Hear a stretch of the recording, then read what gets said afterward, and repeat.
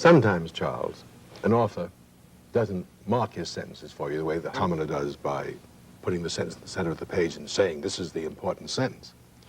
A very difficult book indeed to read is Rousseau's Social Contract, because it's very tightly written.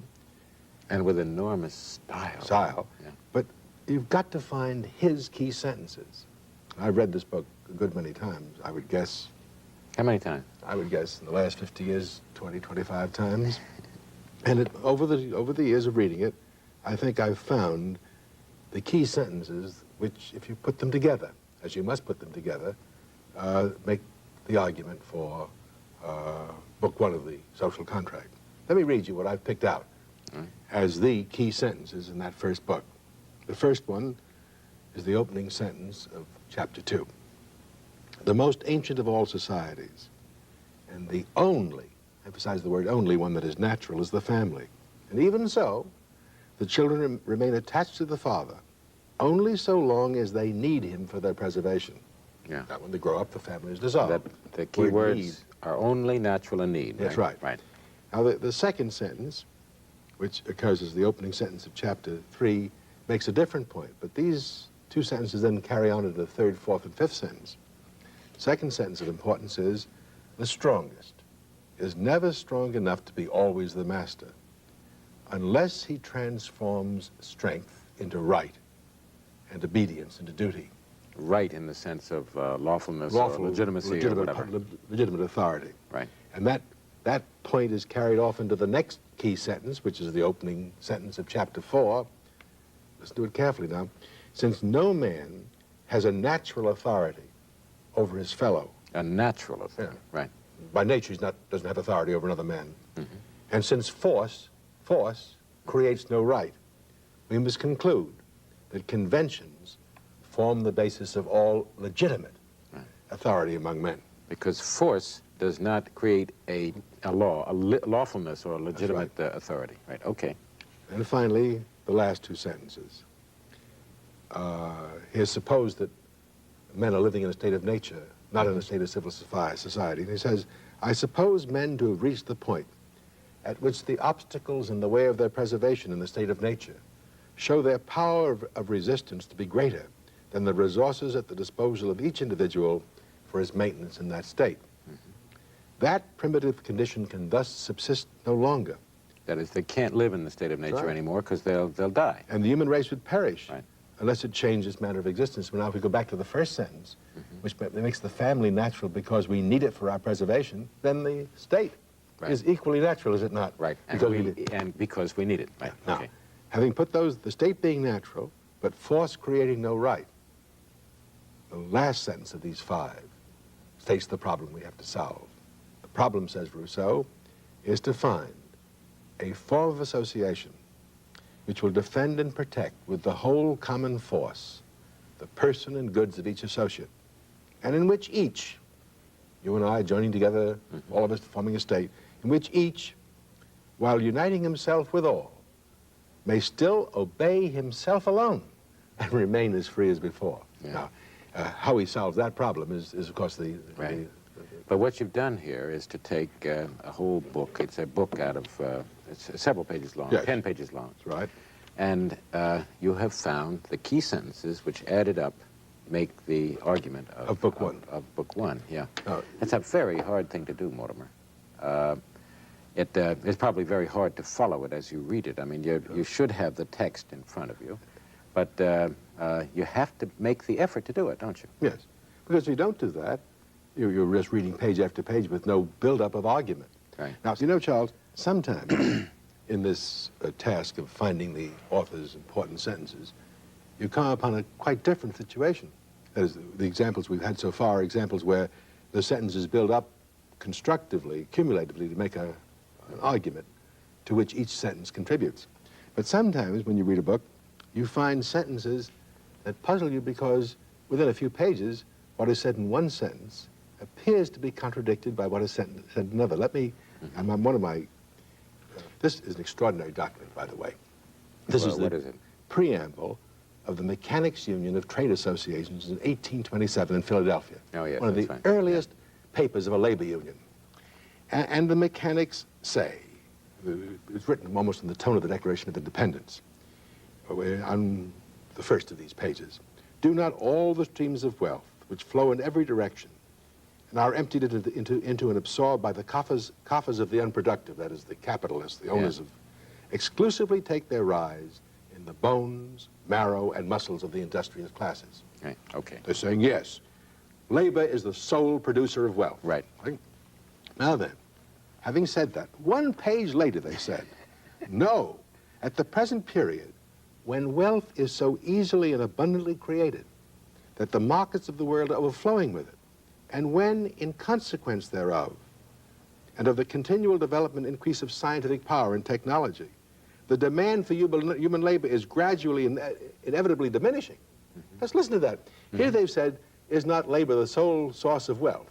And a page later they say, because of modern technology, the technology is increasing, is and a labor source of- is being less in demand. Well, both of those can't be true. Right. Now, the great advantage, I always like to emphasize this point, of finding a contradiction like that. Yeah, what do you do when you find Well, it? what's wonderful You is... throw the book away? No, on the contrary, you just hold it to your breast and say, one of those two things must be true.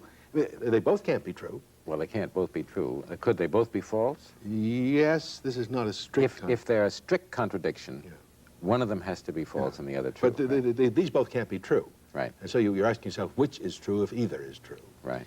And then still within the ambit of a few pages, within our second page, they go on to say, it is neither our intention nor desire to extort inequitable prices for our labor. All we demand is a full and fair equivalent, our share. Yeah. But they said at the beginning that we are the sole producers of wealth. They So should have asked for all of it. They should have it all. This is a book by Jacob Bernofsky. It's called The Identity of Man, about man in relation to the rest of nature. And Bernofsky begins by saying that his fundamental assumption that man is a part of nature. And he goes on and says that this means that there's no break in the continuity of nature. Man differs from other things just in a continuum of degrees. Man is simply a little more of the same as other animals. And then on page 48, having built up that whole argument of the continuity of nature, he says, the gift of humanity is precisely that, unlike other animals, we form concepts. Well, now, at that point, if we alone form concepts, and no other animal forms concepts, I'm saying which is true, then we aren't continuous with the rest of nature. There's a difference in kind there. Because the difference in kind is a difference between which, of the two things being compared, one does something the other doesn't do at all. This is really a flat contradiction. Flat We contradiction. either are different in degree from other animals, or we are different in kind from one another. And you got to choose. You have That's to right. choose. Having You- found the contradiction, you are faced with the task of choosing. You may not like Mr. Bernofsky, but I'm now going to read you from a Nobel Prize winner. I mean, a great scientist. This is George Beadle, who was won the Nobel Prize for genetics and was chancellor of the university, president of the University of Chicago. And here's a book by George, written with Muriel, his wife, called The Language of Life. And this is even more striking because on page 41 we read about Homo sapiens, our ancestor. Oh, but that's the species That's to which we us. belong, all right? He did not differ from, listen to this carefully, because he's using the words even more blatantly. He, Homo sapiens, did not differ from the apes in kind, nor do we, but he differed greatly in degree, as much as our descendants, if the human line survives, may differ from us after an equivalent amount of time has elapsed. That's page 41. Okay.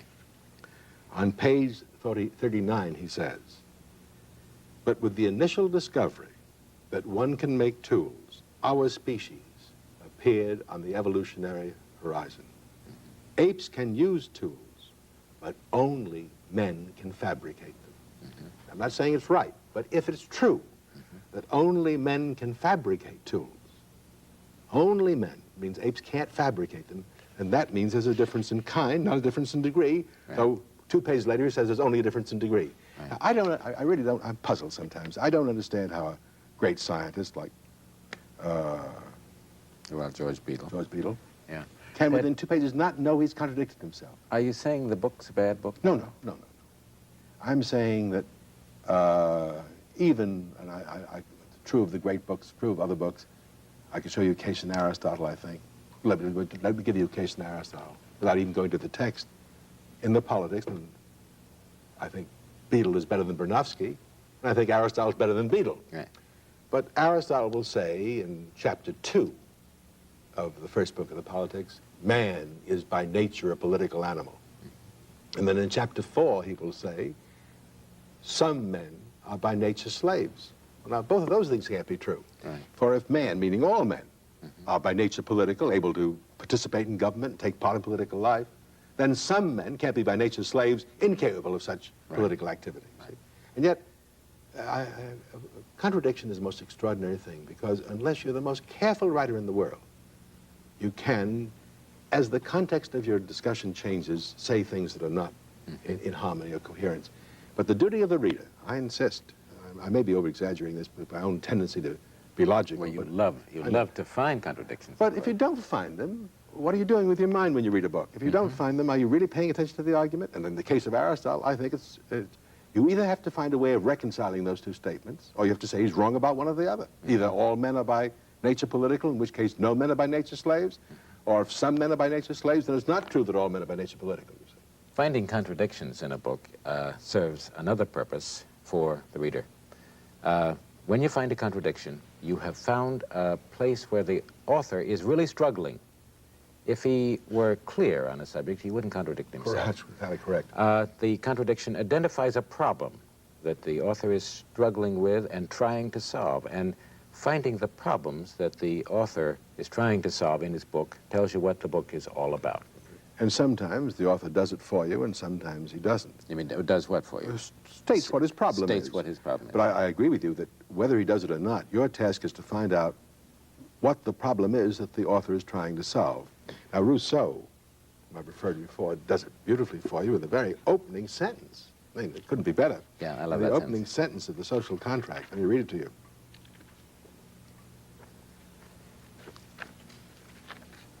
He says, these are ringing words, man is born free, and everywhere he is in chains. One thinks himself the master of others, and still remains a greater slave than they. How did this change come about? I do not know. What can make it legitimate? That question I think I can answer. Well, now, you know, Yeah. He says, now, the problem this book is going to solve is how, what makes government, the government of men, legitimate. And he says, I think I can answer it. Well, you either find out that he does or doesn't answer it. Right. I tend to think he's come very close to answering it, not perfectly, but a very good solution of a very difficult problem. You have to know what the author was trying to do in order to be able to judge whether he has done it or not. Right, right. And this is, of course, the first step in criticism. We are now moving to another phase. From interpretation to criticism.